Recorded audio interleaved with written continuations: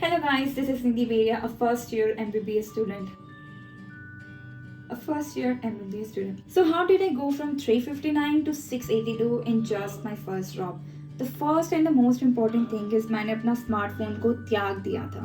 मैंने उसकी जगह एक नोकिया फ़ोन जो कीपैड होता है वो ले आया था और believe me this did like 90% of the work, क्योंकि मुझसे उस समय था एटलीस्ट अपने स्मार्टफोन पे सोशल मीडिया पे उतना कंट्रोल नहीं होता था.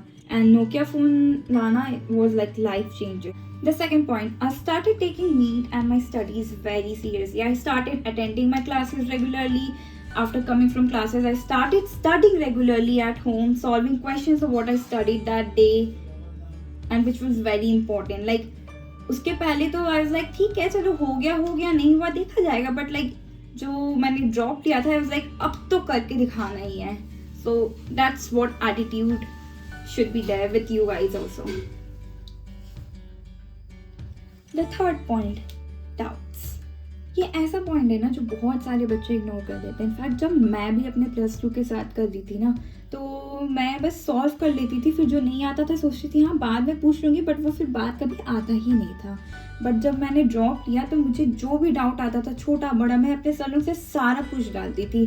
चाहे क्वेश्चंस बन गया उसके बाद भी डाउट है फिर भी आप जाके पूछिए, क्वेश्चंस नहीं बना है वो तो सबसे पहले पूछना ही पूछना है. And the fourth point, the most important, I started making short notes finally. This time I started making short notes along with the chapters which were taught in class.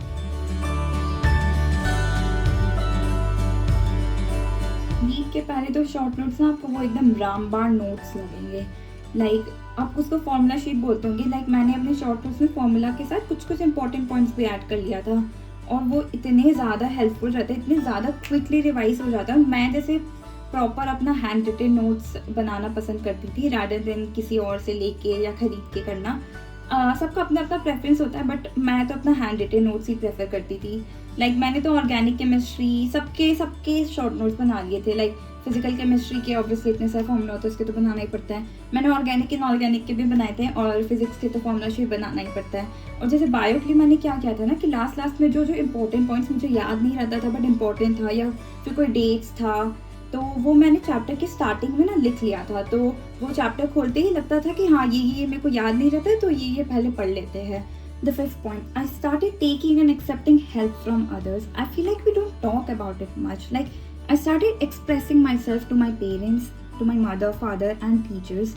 It's very important during this journey. I mean, I understand. ये journey ऐसा है ना जिसमें कभी-कभी stress हो जाता है and it's very necessary कि उस पीरियड में जो भी आपके साथ आपको जो भी मन में फील हो रहा है वो आप शेयर करो किसी के साथ. मैं अपने मम्मी पापा या फिर टीचर्स के साथ शेयर करती थी. फॉर एग्जांपल मैं अपनी मम्मी को सब कुछ बताती थी. लाइक एकेडमिक हो नॉन एकेडमिक हो कुछ भी हो रहा हो तो सब कुछ बता देने से क्या ना मेरा दिमाग उस समय और खाली हो जाता था तो मैं अपनी स्टडीज़ को अच्छा से इनटेक कर पाती थी. ये एक ऐसा पॉइंट है जो स्टडीज़ रिलेटेड नहीं है बट ये एक इतना इम्पॉर्टेंट पॉइंट है जो आपको स्टडीज़ को इन्हांस करेगा.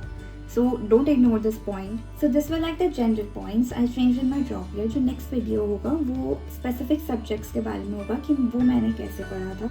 Thank you guys for listening. अगर आप अभी तक बने हो तो सब्सक्राइब करते जाना. नीट एस्पिरेंट्स के साथ सभी नीट एस्पिरेंट्स के साथ ये वीडियो शेयर करना, लाइक करना and thank you guys for watching. Bye.